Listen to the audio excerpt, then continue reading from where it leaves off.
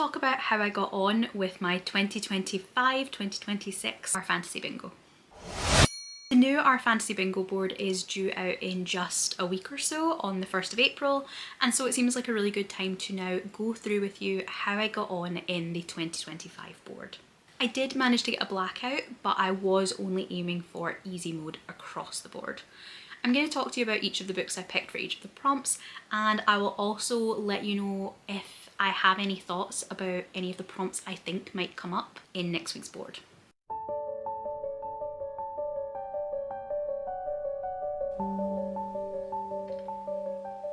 So I've got my board loaded up in Canva because that just seems like the easiest place to do it. I've got the blank board with all the prompts, and I've got the filled out board with all my books and covers, and we're just going to go through them. I'll talk to you a bit about the books that I've used for the prompts, if there was anything interesting about those books in relation to the Our Fantasy Bingo. So the first prompt that we have is Knights and Paladins, and I think if I remember, the easy mode prompt was just knights and the specific hard mode prompt was the word paladins being used. There was a square in the 2024 board that also was something to do with D&D classes, it felt like. Can't actually remember what one it was. If you remember, let me know. But that was bards. We had bards on 2024's, and this year it's Knights and Paladins. So going into next year, I think there'll be another D&D category being listed. I don't know what that would be, but there's definitely options there. Have it be part of the story for easy mode and the specific terminology for hard mode. For me, for Knights, I used Ladies' Night by Amy Kaufman and Megan Spooner. This is a gender switched, quite kind of humorously written, quite irreverent version of A Knight's Tale, and it's very much a retelling of A Knight's Tale, not just a generic lady knight story. I had a good time with that. I enjoyed it. I thought it was fun. It maybe hasn't been that memorable looking back, but I do have enough interest still in reading the sequel when it comes out, and considering this would have been, I think, maybe a June release, that's fairly impressive for me. I'm still interested in reading the sequel. Next was Hidden Gems, and for this one I picked Debts of Fire by Innistar Kanani. This is the third book, I think, in her Sunbolt trilogy. Sunbolt and its sequel, Memories of Ash, came out something like 10 years ago, if not more, and I read the two of them at the time, back to back. They were indie published, and I adored them. They were so unique, so original, really well written, and a really different look at vampires and kind of magic systems. It's taken a long time for this sequel to come out, and partly that's because Innistar Kanani's been writing other things. Partly I think it's because she's shifted now from indie pub to trad pub, and so obviously the series got picked up. It was well worth it. It was a really, really good third installment. I did reread the first two books probably in 2024 when I thought this book was going to come out, and then it got delayed a bit. I read it as part of one of the Weird and Wonder read-alongs, and that was really good because there is a lot happens, mostly in the second book. The first book is quite an isolated setting, very, very small cast. It's a kind of, trapped narrative. The second one is magical university, people on trial, expanding the world. Lots happened, and lots of things that were very, very directly relevant to this third book. So I'm really glad that I caught up on the whole series before the next one comes out. But really, really good sequel, really strong. So next prompt is Published in the 80s, and this is one that I'm fairly certain is gonna recur this year. Published in the 80s was this year, Published in the 90s was last year, so it makes sense for us to do Published in the 70s in 2026, and I don't know what I'm gonna do for that. I've had a think about it because I'm 90% sure it's coming up, and there's really nothing that interests me in this. In general, there's nothing that interests me about the 70s, but specifically book-wise, the 80s was a struggle. The 80s was a struggle. but the 70s is just a kind of dead zone. This might be the one that I use my single Switch for. I was planning on using my Switch for the 80s, but I needed it more elsewhere, and we'll get to that. So what I ended up reading was Weird Sisters by Terry Pratchett. Pratchett coming in clutch. Always saves my bacon. Weird Sisters is the second book in the Witches sub-series, and I'm not entirely sure where it comes in the Discworld as a whole. This is a many times read for me. I think I enjoy Weird Sisters more each time I read it. I see more in it. It originally wasn't one of my favourite Witches books, but it's definitely grown on me over time and through rereading. Originally I was going to use Terry Pratchett elsewhere on the board. Again, we'll mention it when we get there, but because you can't double up on squares, my need was greater here, and so I had to shuffle things about a little. Then for high fashion, I have The Beautiful by Renée Ahdieh. This is a vampire storyline set in 1920s, I think, New Orleans. And it starts with the protagonist whose skill with the needle, her seamstressing, her embroidery is what catches the attention of someone, and that propels the plot forward. In her past, she was kind of involved in higher fashion. It's not massively relevant to the plot, but you know what, I took it. I had planned, I think, to read Mask of Mirrors for this square, and I've had Mask of Mirrors by Emmy Carrick on multiple TBRs, multiple years for a while now, and I hope Aurelium in April this month is the month I'm going to get to it. So we're just going to miss out on this one, but The Beautiful I think fits closely enough. The next prompt is Down with the System, and for this one I picked Hench by Natalie Walshots. This is a superhero story that comes at it through the POV of one of the villain's henchmen, someone without superpowers, and someone who has a real interest in data analysis, and as she sees it, the superheroes cost humanity far more than they give, and she wants to bring down the glamour around them, the system of assessing children and putting them into education to become superheroes, the whole system she wants to take down. This one has a sequel coming out this year that I didn't think Hench needed a sequel. I thought it was very self-contained. A couple of things, obviously threads that could be pulled, but it was a really good standalone, and I, despite being a real comic book kid when I was younger, struggle so much to like comic book or superhero stories in novels. Like, I was obsessed with comic books, I was obsessed with the cartoons, I loved the Marvel movies up to a point until I felt they've just become oversaturated, but for some reason superheroes in prose just don't do it for me. Something just doesn't click. Hench is the closest I've come. I think I rated this a 4 or a 4.5, and I really enjoyed it. On the next row we start with Impossible Places. This is one that sounded really hard when it came out, so I took suggestions on this one from other people, and one of the big recommendations for books all year this year, every prompt you can think of, is Dungeon Crawler Carl, and this is the one I picked up the first book for, and I've been hooked. I think I'm currently on, I want to say I still need to read book 7, so I just finished not the Butcher's Masquerade, the one with the Yu-Gi-Oh cards, the Bedlam Bride, the Eye of the Bedlam Bride. I just finished that last month.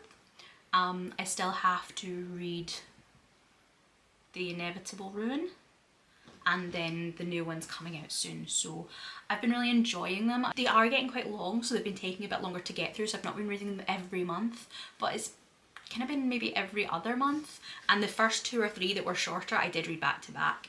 I'm really enjoying the series. It's definitely introduced me to a whole new genre that I would never have picked up otherwise. I would never have thought kind of lit RPG was something I would enjoy, and I've been really pleasantly surprised. A book in parts, I read Elfie by Gregory Maguire. This is a prequel to Wicked. Obviously it is a prequel to the book Wicked, not a prequel to the musical Wicked or the movie Wicked. So if you've only seen the musical or watched the movie, there are characters in this that you won't know about. Because it's a prequel, I don't think it spoils too much, but as someone who has read the book and seen the musical and seen the movie, I felt like if I hadn't read the book, this felt like it assumed I had, if that makes sense. I don't know. I think I gave it a 3. It was fine. For Gods and Pantheons, I read Natalie Haynes' new book, No Friend to This House. This is a retelling of the Jason and the Argonauts and Medea story. I love Natalie Haynes' books. I've read most, if not all, of her mythology retellings.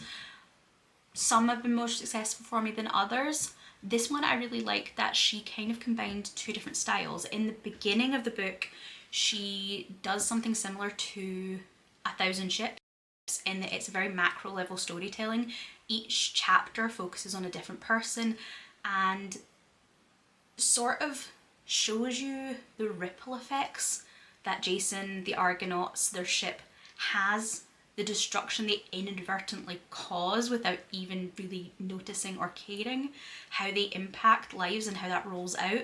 And then in the second half of the book, we really zero in on Medea and Jason's story, and there's a lot there about kind of immigrants and othering and exoticizing of people, and I guess being able to, you know, especially for women, being that otherness turned into a weapon against you. It was a really good one. For last in a series, this is the one that I originally was going to use Terry Pratchett for, and I had read The Shepherd's Crown, which is the last book in the Discworld as a whole, so like 40 odd books, and specifically it's the last book in the Tiffany Aching series, which is the YA sub-series. I hadn't read any of the Tiffany Aching books, and it's the one series I don't think I'd ever read. I think there were the only 5 books in Discworld that I had never read. I'd always put them off because they were YA, and I enjoy Discworld for what it is as an adult series, but also in recent years I've put off reading The Shepherd's Crown because I know it's the last book Pratchett wrote, and there's been something that just I haven't kind of wanted to experience that. I finally broke and I finally read all 5 books in the Tiffany Aching series this year. The Shepherd's Crown was an interesting experience because, and this is talked about by the editors in the, I think, the afterword, so it's not an unusual take, but it's very much not a complete novel. It does have a beginning, middle and an end because of the way Pratchett wrote, but there's definitely sections that feel like you almost jump from one bit to another. There's character arcs that don't feel fully fleshed out. It just isn't the novel it would have been if he'd been back through it several times and added more with each pass. That said, it does have a lot of real important endings in the book. It does give a lot of characters kind of a send-off, while also bringing in some characters that we haven't seen in books and books and books, and teeing up to give them another story in the next book, and then obviously that'll never happen. So I sobbed like a baby reading it, but it didn't count for this square because I needed the published in the 80s. So instead I put down Holy Terrors by Margaret Owen. This is the 3rd book in the Little Thieves series. Little Thieves is a trilogy that starts off with a Goose Girl retelling and pulls in various aspects of German folklore and creates a kind of entirely new story out of that. I love the main relationship in this book. I love the communication between the 2 leads and the romantic connection between them. There's some really good demisexual rep in there and lots of interesting characters and fun adventures.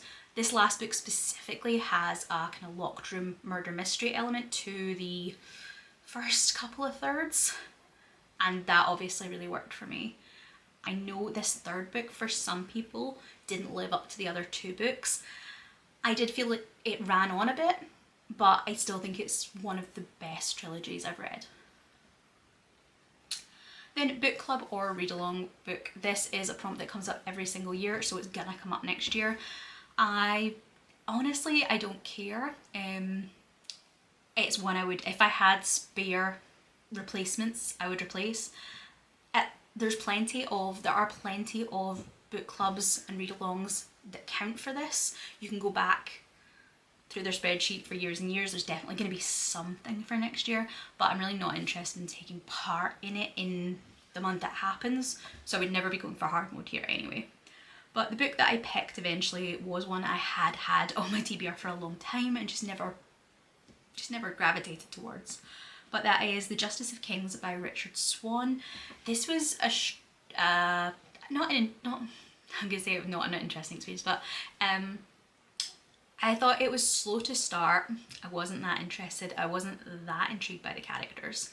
And then we kind of switched focus in terms of POV character, and I became much more invested in the story. The pacing picked up. I had a great time with it right through to the end, and I was convinced I wanted to go into the sequel, but I just not, and I don't think now I care enough. Maybe if I'd read it immediately, but I feel like I'm happy enough with what I got. Convince me otherwise. But on the third row, our first prompt is Parents, and the book that I read for this is The Everlasting by Alex E. Harrow. This is a fated to be together, drawn together through time loop, reincarnation, whatever you want to call it, story. Again, I struggled at the start, but it did hook me in. I think it's one that I will look back on, but something about her writing just fails to grab me.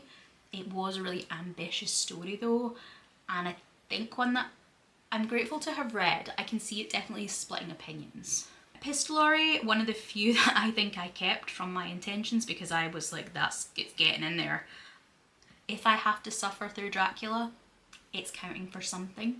I have read it before. I read it in high school. I didn't care about anything in it, and I thought maybe I just needed to be older. Maybe I just needed to appreciate it more. And then I picked up Dracula Daily, which gives you, because Dracula is told in dated letters, it blocks it all out into the actual dates that the letters are being received. So you read it a little bit every day basically from May until November, and I guess it gives you a sense of the hurry up and wait elements to the story, where there might be weeks and weeks between one letter and then suddenly there's a few in a row. This one, because you can read it as an email kind of mailing list system, or you can buy it in the bind up. I got the bind up, and it comes with little snippets from Tumblr, little illustrations, little snarky comments. That definitely helped, because there were times when I was like, I want to claw my eyes out, and someone's cute little cartoon of Jonathan messing up a soup recipe just saved me. But I finished it, I achieved it, I still don't really care. Our Centre Square then is published in 2025. There were dozens that I could have picked for this. I put The Holy Maiden's Guide to Getting Kidnapped by Katie Nyquist because I loved this book. It was a 5-star and I want more people to talk about it. This follows a holy maiden. It's kind of about her trying to manipulate some of the men involved in her country, the priests that are involved, and tries to subtly get her own way and to help people despite the fact that they don't want to help people.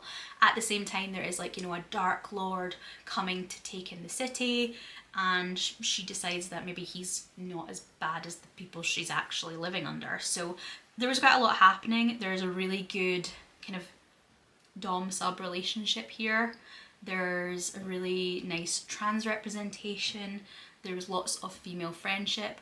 There was really good kind of representation of two different politically motivated women trying to use the influence they have to make changes in their society, but coming about it in very, very different ways, and having a kind of an antagonism that becomes a mutual respect, which I thought was really interesting. Also, this has in our protagonist face blindness, which I had never seen in any other book, but not only is it in this book, but it's really, really relevant to the book. We see her at these big state events and having to come up with ways to not show any weakness, to be able to play the political game while not actually always being able to tell who people are without context clues. It was really, really fun, really enjoyable. 5 stars. Author of colour, I picked House of Hunger by Alexis Henderson. This is a vaguely Elizabeth Bathory retelling, but a kind of female vampire story. Basically, impoverished poor girls are paid to be blood maids for rich vampires. I loved how brutal it was. It had some interesting things to say, especially our protagonist is, I think she's likeable, but she's very ruthless, especially at the beginning. She's very willing to throw other people under the bus to get what she wants or what she needs. I loved how driven she was and how kind of uncompromising. And then obviously she finds other people along the way that she's willing to sacrifice for. But I really liked how driven and ambitious she was without apology. Small press or self-published, and this is to the best of my knowledge. I did rate it 5, I did love it, I rated it 5 stars, but it's so big. I read The Hands of the Emperor by Victoria Goddard. This is a 1400 page cozy, low stakes political fantasy. I had a great time, I loved it, but even I thought it was, you know, getting up there. It is about Cleophar, the hands of the emperor, so like the emperor's personal secretary basically. His at the beginning people sort of think of him as a receptionist, but he's actually basically doing the job of prime minister. The emperor has decided he wants to step away from politics, and Cleophar is gradually creating a situation where he can take more and more of the emperor's responsibilities. He's from the kind of outer realms of this empire, people that are looked down upon, and he's gradually enacting social change in lots of tiny little ways without anyone really noticing. But whenever he goes home, they also look down on him as being a sellout, and they don't realise how important he is at the court. So he gets a lot of stick from his family, and he gets a lot of disrespect and racist abuse from the court, but he's kind of playing both ends, but in a really wholesome way. I really enjoyed it. I probably shouldn't have read it during Amazing Readathon, because I had obviously was trying to read it in the 3 to 5 day average that books run during that readathon, but at the same time it's so big that maybe it was a good thing that I had to keep moving through it, because if I'd stopped I might have struggled to continue. But excellent book, definitely not for everyone. And here's the square that killed me. This is the one where I had to steal my Switch back. Biopunk. I used the Switch and I picked, I don't know what year it was from, but I picked Necromancy as a prompt instead, and I read The Gilded Crown by Marianne Gordon. This obviously is about necromancy. It's about a young girl who has necromantic powers. She's found by the Queen when I think it's the Queen's granddaughter, not her daughter, is assassinated, and she brings her back to life. It's taken to the city under the Queen's wing and essentially becomes their pet necromancer, which sounds comedic, but it's actually super dark. It did a lot with religion, and there's a kind of, I wouldn't even say it's like a sapphic romance or relationship. It's like you can see a sapphic relationship, a very toxic sapphic relationship in the distance. It's the slowest of slow burns. I did intend to go straight into the sequel and I have not, but I do have it in my Everand account I've bought it, the credits there. So that's definitely one for next year. But yeah, so use that instead for Biopunk, and A+ choice. There's nothing that I had that I would have enjoyed more than that. Then for Elves and Dwarfs, I read The Tomb of the Dragons by Catherine Addison. Tomb of the Dragons is the fourth or the third. It's the last book in her Cemeteries of Amalo series, which in itself is a spin-off slash sequel series from The Goblin Emperor. The Goblin Emperor is my all-time hands down favourite book of all time. I do love the Cemeteries of Amalo series, where The Goblin Emperor is very much administrative political fantasy. The Cemeteries of Amalo is verging on fantasy cozy mystery, but with quite a dark outlook. We follow a character who is able to speak to the dead and thus functions as what's called a witness in this society, where when unexplained deaths happen, he's able to talk to the victim, whether that's to avenge a murder or to settle an inheritance dispute. And this book was the finale to the series. It was a 5-star, I really enjoyed it. LGBTQIA protagonist. I probably could have picked half of the books on this list, but the one I put down was Rogue Community College by David R. Slayton. This is the book that kind of got me back into his Adam Warlock universe. Adam Binder universe. That starts, I think, with White Trash Warlock. There's a trilogy there.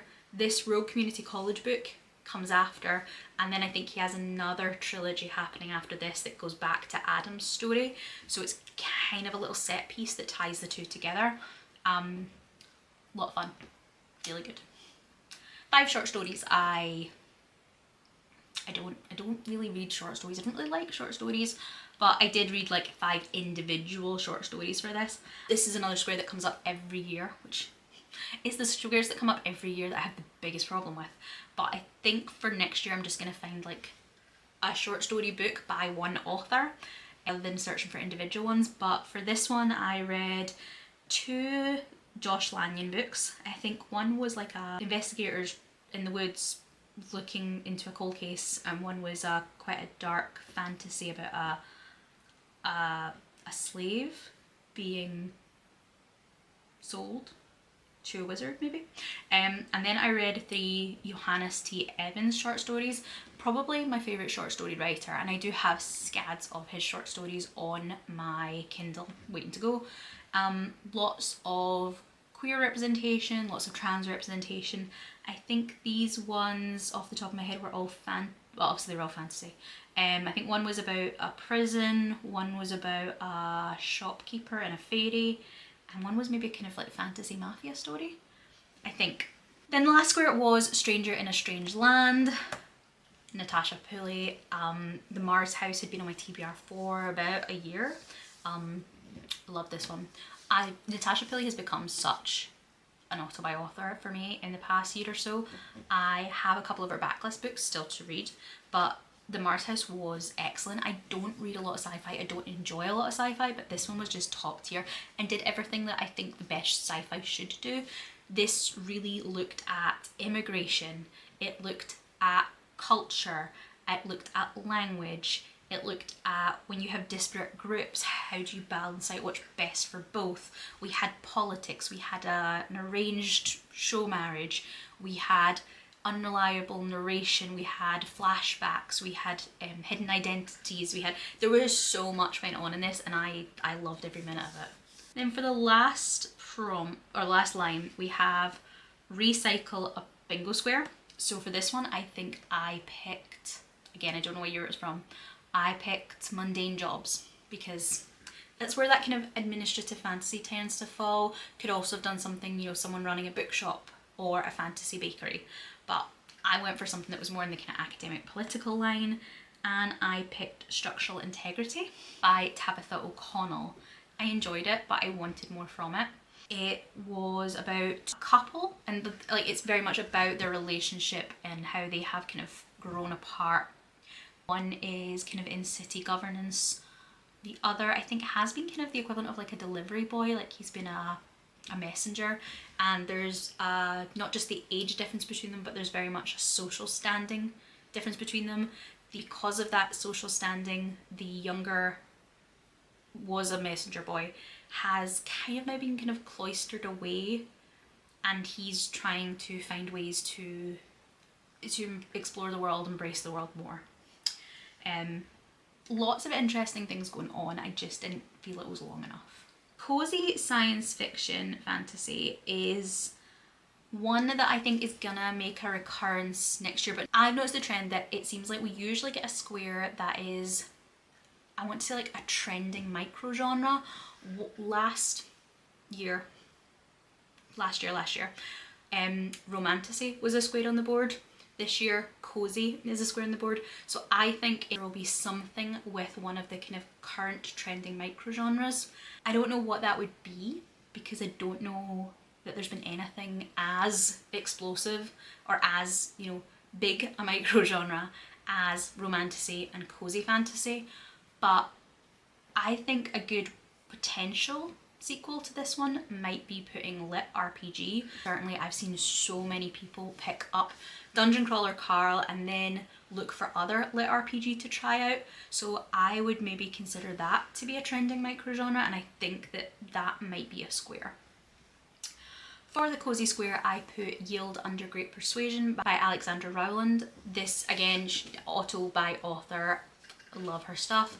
This is about men that they've been in a relationship for years, but they also kind of don't like each other, but that's because they don't understand each other because they're holding on to things from the past.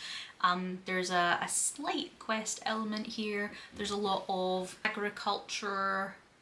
There's a lot of worshipping gods and talking to the person that you're, you know, in a relationship with, and talking through your past traumas, your issues, and actually working through them together.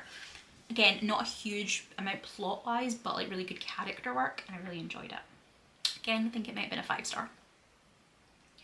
Then generic title, and this is again one I think that I could see a trend in. We have generic title, which was basically pick something that has a word that tends to pop up and people now would make fun of a little bit. So like things like a court of X and Y, or blood and da da da da. Like, so the words were things like blood, bone, crown, throne.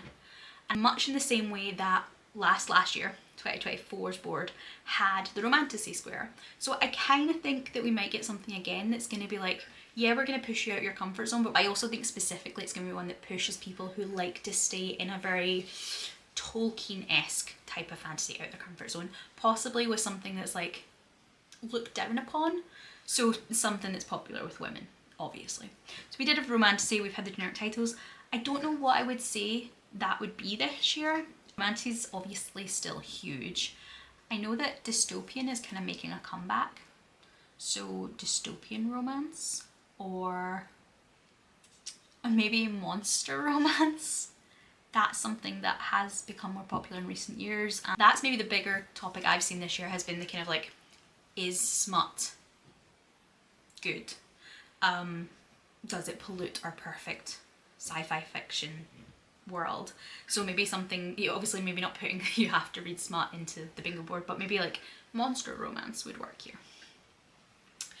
For generic title though, I picked House of Bane and Blood by Alexis Minard. I read this off the back of Free for Pause and a Book's recommendation. I didn't like it. It was a 3, it was fine. I didn't buy the romance, which means the whole kind of thing when it's a romance it just falls apart. But I did like the fact that it was doing something different with romantasy. This is a kind of fantastical, industrialized, not quite steampunk, but kind of somewhere in that vibe world, rather than a fae type of romantasy. And it was interesting, it was unique. There was a bit of a rival families vying for a kind of a train line. A little bit of a mafia vibe going on. It was different, it didn't work for me. And then Not a Book is the prompt to try something in the science fiction fantasy world that isn't a book. So it could be play a game, it could be go and see a play or a film or a TV show, anything like that. And I am putting Severance here. Not because I liked it, but much like the other ones, because I'm getting credit for the hours of my life I spent on this. Severance, everyone and their mum said it was amazing, said it was the best TV show in the last decade. You have to watch it. It's impeccable. Not a bad episode. The whole thing's a genius. And I tell you, I watched every single episode going, huh, well, maybe the next episode will be when it's good. And I wasted 2 seasons on it. I don't see the hype. There was lots of weird things thrown in and not explained. And then that was treated as if that was so smart. Look at all these weird things. It's like, yeah, but if you don't explain them, then I can do that too. Like, anyone can do that, just throw a load of weird stuff in. If you're not actually going to explain it, then... Anyway, I didn't enjoy it, and I'm putting it here. Then the last square, I feel like I've been so negative throughout most of these. I did enjoy, I swear to God I enjoyed this process. The last square I also didn't enjoy. The last one was Pirates, and I stuck to easy mode. I just went for water pirates. Again, much like superheroes, pirates, absolute obsession. Don't like them in fiction, or don't like them in books. This one I had been really anticipating. It was Emma Newman's new book, The Vengeance, which was the, what's the series called, is the Vampires of El Norte, I want to say. No, the Vampires of Dumas. The Vampires of Dumas. A pirate princess out to avenge her mother. Vampires. Pirates, one chapter. Vampires, one chapter. The middle just the world's dumbest protagonist. I got neither vampires nor pirates, and I had to deal with that protagonist for the whole book, and I didn't enjoy it. I didn't like it. I think the series is going to have different books written by different authors, so it's maybe not fair to discount it entirely based on this one. But it's not that I have anything against Emma Newman's writing, because I really like Planetfall. I just despise this book. So it does have a very pretty cover. So that was my 2025 bingo board. I did manage to fill it. At least I am content that I filled it. I know that some of the prompts I was a little bit more like, we're shoehorning this in. But I feel like I achieved all of them. Next year I'm going to do the same. I will be going for a blackout if I can get it, but easy mode for sure. And totally taking advantage of any perks, any advantages I can get. So I'll be using the swap one on something, and I will be being flexible where I need to be. Let me know if you did the rfantasy board. Let me know if you finished it. Let me know what prompts you think might come up in next week's board. I will be putting out videos next month with my own TBR for the 2026 board once I figure it out, and then probably recommendations where I have them for books that I think are really, really good and you should use to fill the 2026 prompts. I hope that I see you in the next video. Goodbye.